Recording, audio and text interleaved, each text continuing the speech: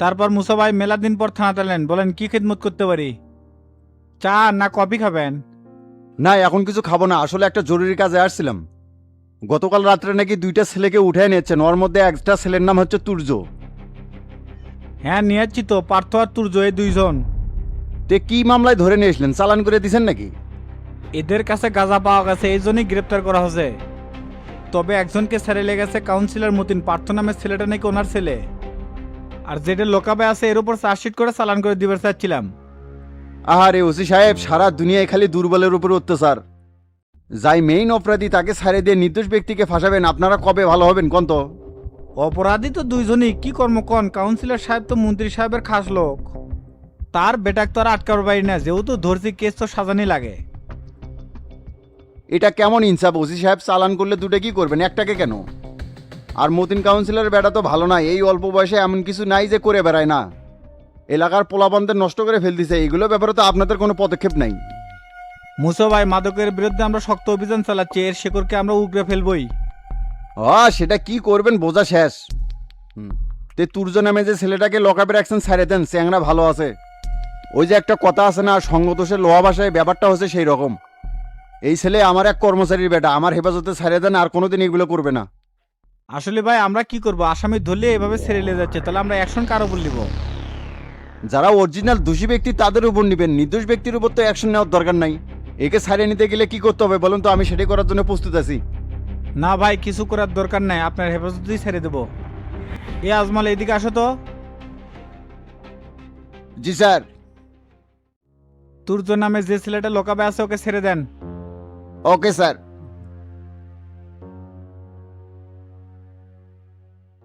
অশেষ ধন্যবাদ ওসি সাহেব, তাহলে উঠলাম, ভালো থাকবেন। আচ্ছা ঠিক আছে, আর সন্ধে ক্লাবে আসবেন নাকি? দেখি সময় পেলে আসবনি।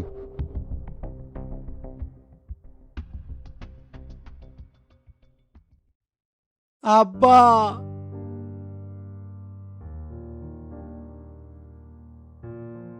কে রে বাবা, পুলিশ কি তোকে মারধর করছিল নাকি? হ আব্বা, দুটো চর মারছে। এই গরিবের বড় উপকার করলেন বাবা, আল্লাহ আপনার ভালো করুক।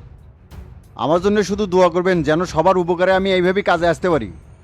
শোনো তুর্য, তোমার বাপের একমাত্র স্বপ্ন হলো তুমি, সেটাই যদি নষ্ট করো তাহলে কেমন করে হয়? এই যে বাজে বন্ধুদের সাথে মিশে মাদক নেওয়া শুরু করে দিছো, কিছুদিন পর মাদকের টাকা জোগাড় করতে না পায় তো চুরি আর ছিনতাইয়ের সাথে জড়িত হয়ে যাবা। আমার কোনো দোষ নাই স্যার, ওই পার্থই আমাকে ডাকে লেগেছিল। আর ওর কাছে যে গাঁজা আছে আর ওগুলা খায়, কোনো কিছুই আমি জানতাম না। পুলিশ যখন সার্চ করে গাঁজা পায় তখন ওর সাথে সাথে আমাকেও ধরে নিয়ে আসে। তাহলে তুই ওর সাথে গেলি কেন? ওর প্র্যাকটিক্যাল খাতাগুলো 500 টাকার বিনিময়ে লিখে দিবার চাচ্ছিলাম, সেলাই লিয়ে আসবে যাচ্ছিলাম ওর বাড়ির। সকালবেলা তো তোমার থেকে 500 টাকা চাচ্ছিলাম, তুমি তো দিলে না, তাই নিরুপায় হয়ে এই কাজ করার জন্য রাজি হছি। আমার ভুল হয়ে গেছে আব্বা, আমার জন্য তোমার অনেক ছোট হওয়া লাগলো। না রে বাবা, ভুলটা আমারই। সকালবেলা আমি যদি তোকে 500 টাকা দিলাম নি তাহলে আর এগুলো হলো নি না। কিন্তু কি করবো ক, আমি তো তোর গরিব বাবা, সামান্য ওই টাকাটা দেওয়ার ক্ষমতা আসছিল না। তুমি এই টাকা নিয়ে কি করতা? ফিজিক্স স্যারের কাছে 500 টাকা বাকি আছিল, ওটা দিবের পাইনি দেখে ওই দিন সবার সামনে অনেক কথা কছে। কে রে, আমি না তোকে প্রাইভেটের টাকা দিছিলাম, তাহলে 500 টাকা বাকি থাকলো কে? আব্বা, ওই 500 টাকা আমার কাছ থেকে হারিয়ে গেছিল, এই জন্যই তো বিপদে পড়ে গেছিলাম, ভয়েতে তোমাকে কিছু কইনি। আপার কাছ থেকে চাচ্ছিলাম, উইও দেয়নি। চাচা, আপনার কি মেয়েও আছে? হ্যাঁ বাবা, একটা ছেলে একটা মেয়ে। আমার স্ত্রী তো গত 2 বছর আগে ক্যান্সারে মারা যায়। তারপরে এই 2 সন্তানকে নিয়ে ঢাকায় চলে আসি। এখানে এসে একজনের সাথে পার্টনারশিপে ব্যবসা করতেছিলাম, এক্সপোর্ট আর ইম্পোর্টের ব্যবসা, ভালোই চলেছিল। কিন্তু সবার নাকি কপালে বেশি দিন সুখ সয় না, সেটাই হচ্ছে আমার। মহসিন নামের ওই পার্টনার আমাকে ধোকা দিয়ে সমস্ত ধন সম্পদ নিয়ে লন্ডনে চলে যায়। এইদিকে আমি সবকিছু হারায় পথের ফকির হয়ে গেছি বাবা। কি বলেন, তাকে আর ধরতে পারেন নাই? না, ভুল ঠিকানায় আমার সাথে 5 বছর ছিল, বুঝতে পারিনি যে এইভাবেই ধোকা দিবি। নিরুপায় হয়ে এইদিক ওইদিক কাজ খুঁজেছিলাম, আসলে বয়স হয়ে গেছে তো এই জন্য লজ্জাতে রিক্সাও চালাতে পারিনি। বাধ্য হয়ে আপনার অফিসে আমি সিকিউরিটি গার্ডের চাকরির জন্য গেছিলাম। খুবই দুঃখজনক ব্যাপার, চিন্তা করেন না চাচা মিয়া, যার বলে কেউ নেই তার আল্লাহ আছে। কাল থেকে আমার অফিসের প্রধান সিকিউরিটি হিসেবে দায়িত্ব পালন করবেন। অনেক ধন্যবাদ, আপনার কাছে ঋণী হয়ে গেলাম। এটা ঋণ বলছেন কেন? এটা তো আল্লাহর রহমত, এখানে আমাকে হিল্লে হিসেবে ব্যবহার করা হচ্ছে। তুর্য, এখন থেকে বন্ধু বান্ধব নির্বাচনে সতর্ক থাকবা। দেখলাই তো, ভুল লোকের সাথে চলাফেরা করলে বিপদে পড়তে হয়, মনোযোগ দিয়ে পড়াশোনা করবা এখন থেকে। ঠিক আছে স্যার। চাচা তাহলে আপনি চলে যান, সকাল সকাল এসে সবকিছু বুঝে নিন। আচ্ছা।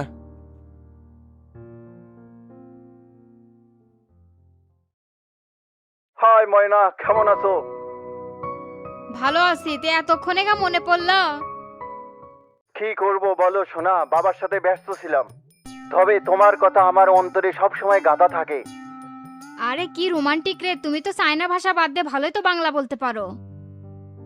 সবই আমার জান পাখিটার জন্য সম্ভব হয়েছে।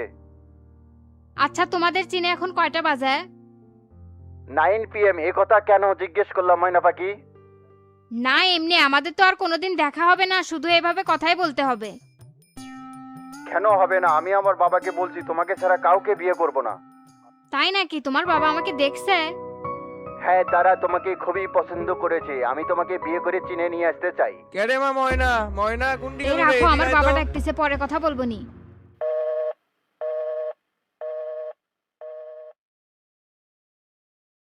দেখ বাবা, পড়াশোনা এখন ভালোভাবে কর, কোনো উল্টাপাল্টা চ্যাংড়ার সাথে জানি আর ঘুরিস না। বুঝিসই তো আমরা গরিব মানুষ, আজ যদি মুসা সাহেব না থাকলো নি তাহলে কি হলো নি কত। আব্বা আচ্ছো? হরে মা আসলাম, তে তুই কি করিচ্ছিল? পড়তেছিলাম আব্বা। তেওক পুলিশ কৃষক ধরে লেগেছিল। ওর কলেজের এক বন্ধুর সাথে কুন্টিবান যাচ্ছিল, পুলিশ ওর কাছে গাঁজা বেচের সাথে একও ধরে নিয়ে গেছে। শেষে আমার যে অফিসে চাকরি হচ্ছে, ওনাকে ধরে অনেক কষ্টে এক ছেড়ে নিয়ে আসলাম। এক আমি অনেকদিন হলে করছি, দেখে শুনে চলাফেরা কর। সারাদিন কার সাথে ঘোরে না ঘোরে কোনো ঠাই ঠিকানা নাই। হ, খালি আমারই দোষ। তুমি কি করো? ফোনে আর সাথে কথা কও, ওর সাথে কথা কও। এ বেয়াদবি করবি না, আমি কার সাথে কথা কই রে? থাক, আমি আর এগুলা কভার চাচ্ছি না, খুব ক্লান্ত আছি, ভেতরে গেলাম। এ মা, এ যা অক্ষেপের দেখে আজ রাত থেকে না খেয়ে আছে। আব্বা কি এখনই জ্যাকির কথা কমু নাকি? না থাক, পরেই কমুনি। আচ্ছা আব্বা দিচ্ছি, তে তুমি এসো ফ্রেশ হয়া।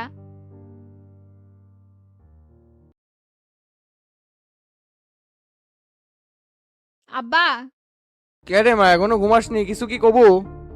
এ না মানে তোমাকে একটা কথা বলতে চাচ্ছিলাম। ক, কি কবু? কিভাবে যে কই, তুমি যে আবার কি মনে করো? না না, কি মনে করার আছে, ক কি হচ্ছে? আমি না একটা চ্যাংরাক পছন্দ করি, উই আমাকে পছন্দ করে। তাই নাকি? স্যাংরাটাকে ডেকুটি থাকে, আর বাপের নাম কি?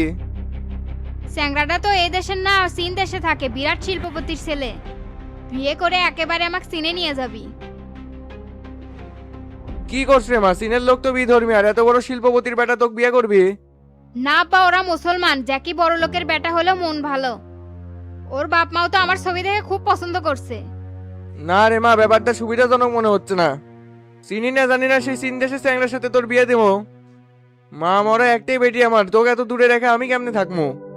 সবসময় আব্বা তুমি খালি এরমই করো, আমার খুশির কোনো দামই দাও না। জ্যাকিকে বিয়ে করে আমি সুখে থাকি, তুমি সেটা চাও না? বাপ মায়েরা সবসময় সন্তানের ভালোই চাই রে মা। এই জন্যই তো ভালো পাত্রের হাতে তুলে দিবার বেলে নিশ্চিন্তে থেকে পারি, চাই তুই সুখে থাক। যদি সেটাই চাও, কাল ওই দেশে আসবি, বিয়ের ব্যবস্থা করো। আর যদি সেটা না করো, আমি একদিক পেলে চলে যাবো, আর বাড়িতে আসবো না। আচ্ছা ঠিক আছে, ওই ছেলে আসুক আগে, দেখি কথা বলে। এখন তুই যা ঘুমা। আচ্ছা ঠিক আছে, আর কথাটা তুমি মাথাতে রাখো।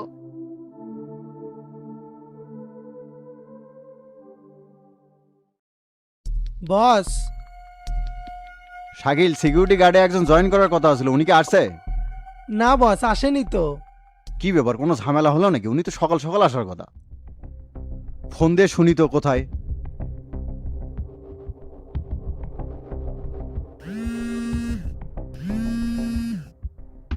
হ্যালো, আসসালামু আলাইকুম।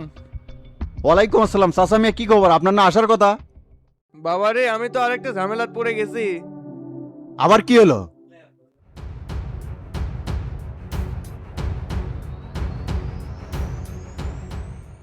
আচ্ছা ঠিক আছে, আমি আসতেছি আপনার বাড়িতে।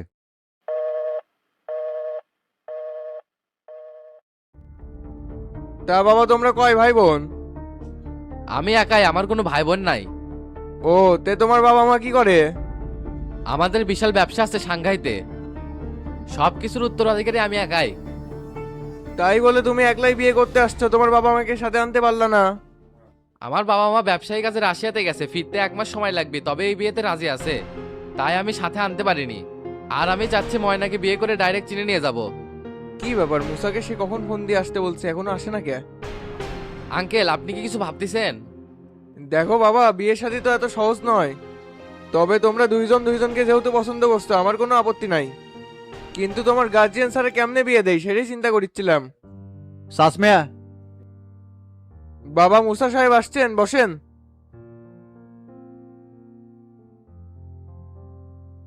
তাই এই ছেলে নাকি? হ্যাঁ এই ছেলেই চীন থেকে আমার মেয়েকে বিয়ে করতে আসছে। তা তোমার নাম কি? আমার নাম জ্যাকি চাংলিং। তা চীনে কোথায় বাড়ি তোমাদের? সাংহাইতে। ও আচ্ছা, তে তোমার বাবা কি করে? আমার বাবা একজন বিজনেসম্যান, আমি তার একমাত্র ছেলে। তোমাদের ব্যবসা প্রতিষ্ঠানের নাম কি আর কিসের ব্যবসা করো? আমাদের প্রতিষ্ঠানের নাম লিজ অ্যান্ড ট্রেডিং, প্রযুক্তি আর ইলেকট্রনিক্সের ব্যবসা।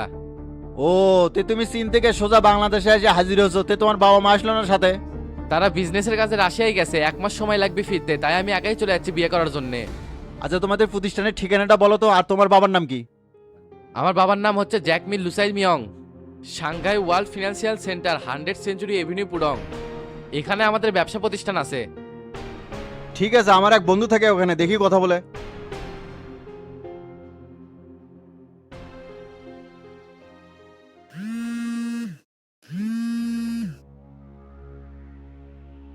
কিরে মুসা, কেমন আছিস? আলহামদুলিল্লাহ ভালো আছি। তে মেলা দিন পরে ফোন দিলু, কি খবর? ব্যস্ত থাকি তো রে, এই জন্য কথা হয় না। তুই দেশে কবে আসবো?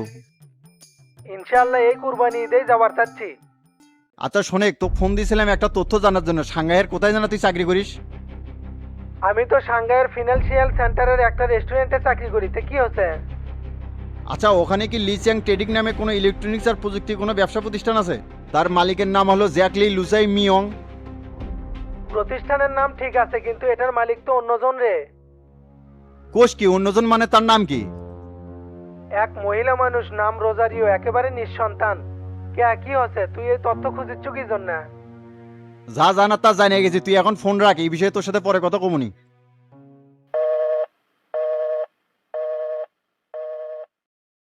কি ব্যাপার, তুমি তো মিথ্যা কথা বললা। আসলে তুমি কোথা থেকে আসছো বলো তো? তোমার তো দেখে তো চায়না চায়না মনে হয় না। হ বাবা, আমারও তো সন্দেহ মনে হচ্ছিল, বাপ মা আসেনি, কেউ আসেনি, বিয়ে করবে যাচ্ছে। না আমি মিথ্যা বলবো কেন, আমি তো চায়না থেকে যাচ্ছি। এই সত্য কথা বলে, না হলে একেবারে হারাইডি ঘুরে করে হেলামো। শালা, তুই যে ব্যবসা প্রতিষ্ঠানের নামগুলো, ওটা তো এক মহিলার রে, তার কোনো সন্তানই নেই। চাচা, আমি একটা লাঠি নিয়ে শুনতে, এক না পিটলে সত্য কথা মুখ দিয়ে বাড়াবি না। তুই দাঁড়া। বিলিভ মি স্যার, আমি সত্যিই বলতেছি।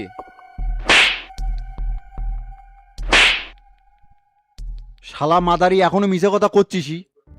সত্যি কথা কত কি থেকে আসছো, না হলে কিন্তু পিস পিস করে কাটে নদীত ভেসে দেবো। বলতেছি স্যার, বলতেছি, আর মেরেন না। আমার বাড়ি খাগড়াছড়ি জেলার বাঘাই উপজেলাতে। আমি একজন চাকমা, চীনের পরিচয় দিয়ে ওনার মেয়ের সাথে প্রেম করছি। বুঝতে পারছি তো, এঙ্গে ভুলভাল বুঝে বিয়ে করে নিয়ে যা, পাচার করে দিল না। মাদারি, তুই তো আন্তর্জাতিক নারী চোরাচালান চক্র রে। চাচা দেখছেন কি ফাঁদে পড়তে যাচ্ছিলেন? হ বাবা, আপনি না আসলে তো আমি এগুলো কিছুই বুঝতে পারলাম নি না। উট করে যদি মেয়েকে বিয়ে দিয়ে দিতাম তাহলে তো সারা জীবনের মতো মেয়েকে হারানো লাগতো। তোর থাকার জায়গা বাইরে না, জেলে চল শালা।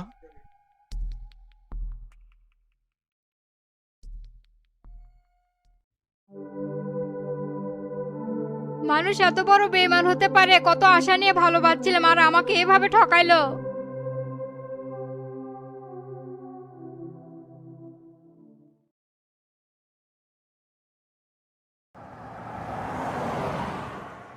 কি ভাবতেছেন এটা শুধুই একটা গল্প? জি না, বাংলাদেশে এরকম হাজারো ঘটনা ঘটে যাচ্ছে। মিথ্যা প্রেমের ফাঁদে ফেলে নারী চোরাকারীরা এভাবে বিভিন্ন দেশ থেকে বিয়ে করতে আসে। অবশেষে ভুলভাল বুঝিয়ে লোভ দেখে মেয়েটিকে বিয়ে করে নিয়ে যায়। পরিশেষে তাকে আন্তর্জাতিক নারী চোরাচালান চক্রের কাছে বিক্রি করে দেয়। তাই আসুন আমরা সতর্ক হই, কেউ যাতে এরকম ভুলের ফাঁদে না পড়ি। আর আমি মুসা, আমার জন্য সবাই দোয়া করবেন। এভাবেই যেন মানুষের উপকার করে যেতে পারি। সবাই ভালো থাকবেন। আসসালামু আলাইকুম।